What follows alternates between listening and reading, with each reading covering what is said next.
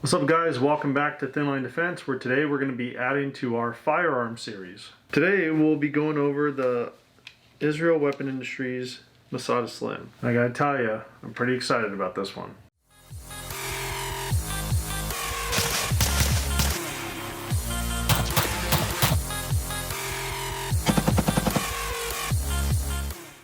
I do want to start off and just say thanks to IWI for sending this out to us. This will be the optics test platform for our micro red dot series going forward, and I'll link to that up here. And to keep things consistent, we're going to go over the following things like we do with all of our firearms videos. First, touch on ergonomics and looks, included magazine size and the magazine release. There's only one manufacturer for these magazines, which is IWI at this point. We'll go a little in depth on the trigger and show pull weight. I'll go over a quick field strip. We'll then go over the options for iron sights, optics cuts, and finally we'll do an overall glance. And here we'll kind of look at size, so barrel length, grip length, slide length, things like that. We'll also touch on holster options. First though, let's get into IWI as a company. So like I said in the intro, IWI stands for Israel Weapon Industries. IWI has been around for almost 90 years, and they have tons of fantastic firearms under their belts. From the Uzi of 1950 to the Galil of 1972,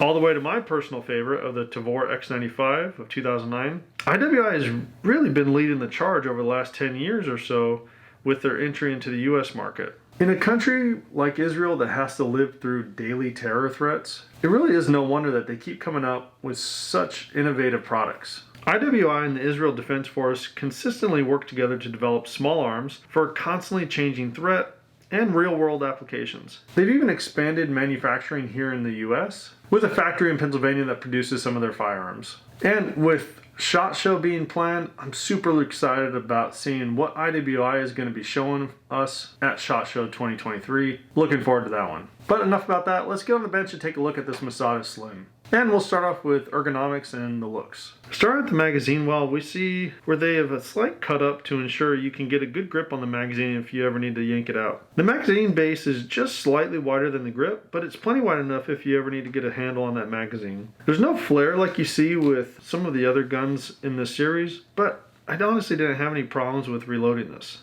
Now, this has something I love that you don't see in a lot of polymer-based pistols, at least the polymer frame pistols that I have. In the back of Glocks and Glock substitutes, you have this gap. Why do they do this? Is this where you hide your lipstick that you put on after you're done with the range? Look, that was a joke. You Glock fanboys, I don't want to see dozens of comments down below talking about how Glocks never fail. I get it. But I also don't get why they do this. Mine ends up clogged with dust and it just ends up looking bad in my opinion. With this IWI Masada Slim, you don't see that stupid gap. IWI just has a really smart design in here where you still get a slight palm swell, but you don't have to deal with this giant gap that you just stuff your crushed dreams in. They provide this palm swell, but do it in a way that provides rigidity, but also saves weight. Super smart design that makes it really comfortable too, and very easy to control.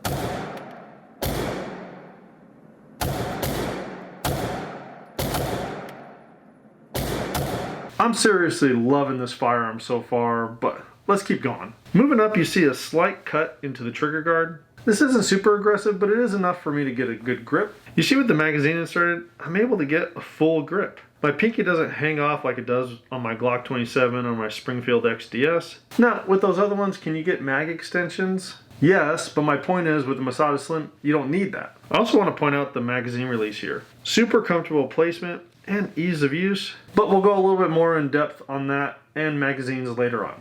Next, the grip texture. This isn't super aggressive, but it is grippy enough to ensure you get great control. Now, with these subcompact and micro pistols, you usually have to deal with pistols that are extremely snappy and hard to control.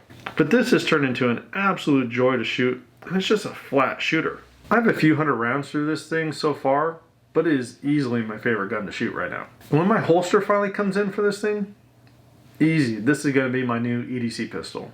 Now, part of the joy of shooting this thing, the trigger. But we'll dive deeper in the trigger in a little bit. Teaser. Now, I do have one complaint about this gun. As we move forward of the trigger guard, you may see it. Yep, no rail for a light. Now, I've trained with and without weapon lights. I know the pros and cons, but I do prefer having a light on my pistol. Alright, let's take a look at the slide. I guess we should talk about these in-betweeners first. Here we have the slide catch lever. Functions just fine.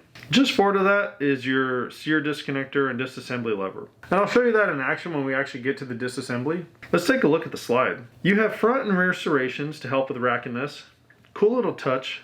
The upper half of the front serrations are a little more pronounced. As you can see, you can move the slide if you grab low, but the upper part of the front serration does make it a little easier. We do see sights, optics cover, more on that later. I feel like I keep saying that, more on that later, but we'll get to it, I promise. Now, check this out. And I feel like a dummy because I didn't notice this until I was prepping for this video. The extractor actually doubles as a loaded chamber indicator. You can actually tell using touch or sight. You see this little slice of red. Pretty cool feature. Next, let's go over the magazine size and then the magazine release a little bit more in depth. And this is a real winner for me. Magazine release is almost as important as a trigger in some cases.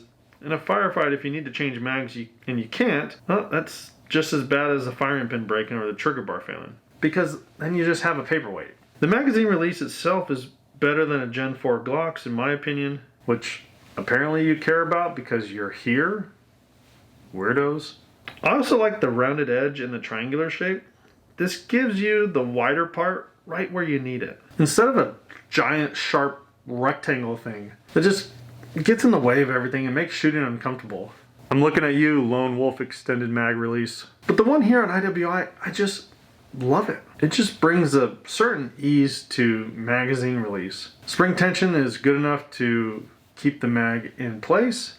I've had zero malfunctions with this so far. The other cool thing, the mag release can be swapped to the other side for our wrong-handed shooters that are out there. Now, with regards to magazines, this does ship with two 13-round magazines or two 10-round magazines for people that live in those states.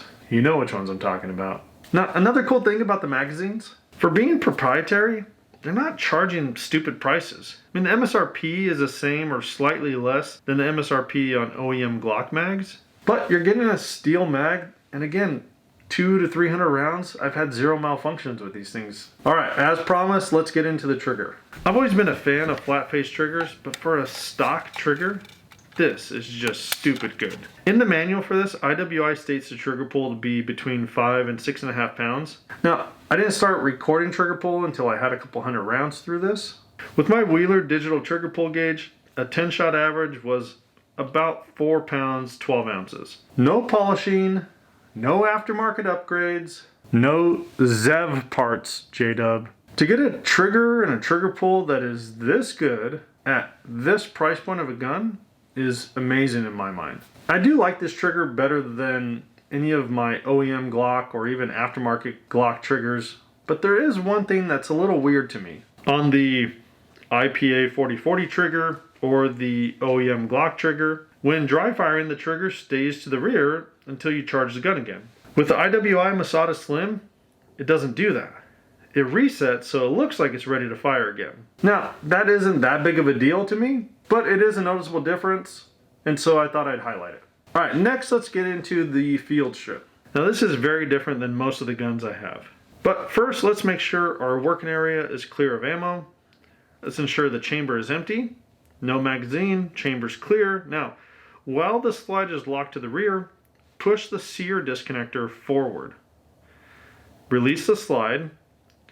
I pull back ever so slightly on the slide, maybe 1/4 of an inch, and hold it here. Ensure the locking pin is clear, then you pull the locking pin out. Slowly let the slide go forward. You don't need to pull the trigger here.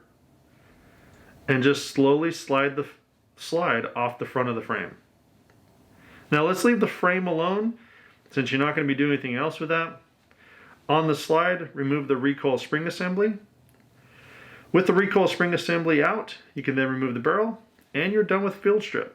Now, you don't really need to go anywhere past this point if you're going to be cleaning your gun. And in fact, in the manual for this firearm, they'd say not to go any further than this. But I do want to highlight something when reassembling, because it's not as easy as just going in reverse. And as you put everything back together, sometimes the barrel wants to drop down. This prevents you from pushing the locking pin all the way in. Easy fix, get the locking pin started, then swing over one of your booger hookers to lift up on the barrel. Or just put the locking pin in when the gun's upside down, I guess. I don't care as long as you get it back together. Don't forget to function check it though.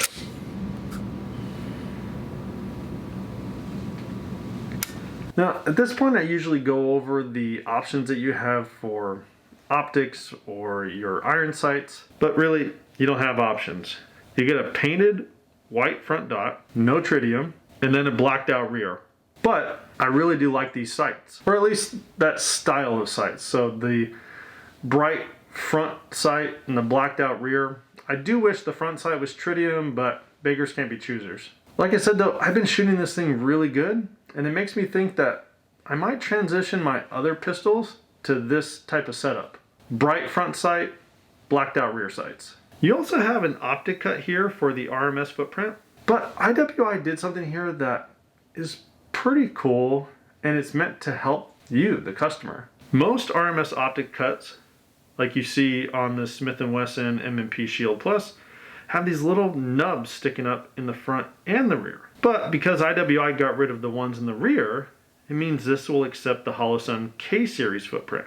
And a huge bonus for me, because in the Micro Red Dot series, I do think that Holosun EPS carry is probably going to be king of the hill. Stay tuned for that though. We'll see. Anyways, let's get into the price of this thing, because I think it's going to blow you away. MSRP is $450. And I've seen some deals for Veterans Day, and possibly we'll see some for Black Friday too, down at $385. Now, at $385, I think that that's a stupid good price. In this kind of bloated micro pistol market, the IWI stands out above the rest in my mind. Alright, let's go over the overall size of the firearm and then discuss some holster options. Overall length from the barrel to the back of the tang is a little over 6 inches. The height from the top of the rear sight to the bottom of the magazine is just under 5 inches. And the widest part is the grip, which is right at an inch. Barrel length is 3.4 inches. Honestly, the whole sizing, it's about the same as my Springfield XDS with the extended magazine. One thing I want to point out really quick as I was recording the grip length differences. So this is the XDS on the left, IWI Masada Slim on the right, and they are basically the same size.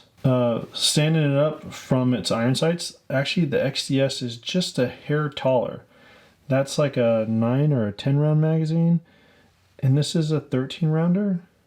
Same size. The only real difference, I mean, they're the same width. The only real difference is that XDS has a rail that you could put a weapon light on. That's it. I mean, size-wise or looks-wise.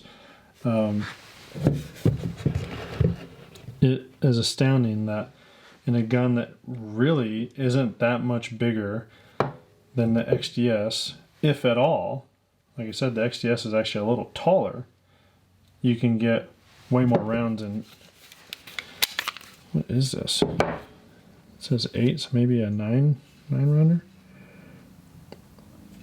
Yeah, it's absolutely astonishing what you can get with this IWI. Pretty cool. But next, let's talk holster options. You can go through IWI Direct, which carries holsters from LAG, A&R Design, and FS Tactical. I did some digging outside of IWI and ended up purchasing a holster from Alpha Omega Kydex. Now, I don't have it yet, but I hope once I do, I'll thoroughly enjoy it and give you guys a little short update once I have it in hand. So, final thoughts. For a sub $450 gun, this thing is pleasantly surprising. I've been geeking out on IWI stuff for years, so to finally have one in hand is amazing. But it's led me to ask a question of myself that I really don't like asking. Hey self, why have you been such an idiot and waited this long to get an IWI? And I don't have a good answer. I'm just ashamed. So don't be like me. Don't be ashamed. Go out and check one of these things out. I think if you could find a local gun range that'll let you rent this, you'll be pleasantly surprised too. But with that, I'll wrap up by saying thanks to our Patreons, thanks to our YouTube members. You guys make this possible, let us get all this cool stuff to show off to you, and we thoroughly appreciate the support that you give our channel. And thanks to everyone that likes, comments, and subscribes. Comment down below and let me know your experience with the IWI firearms. Alright guys, I'm out.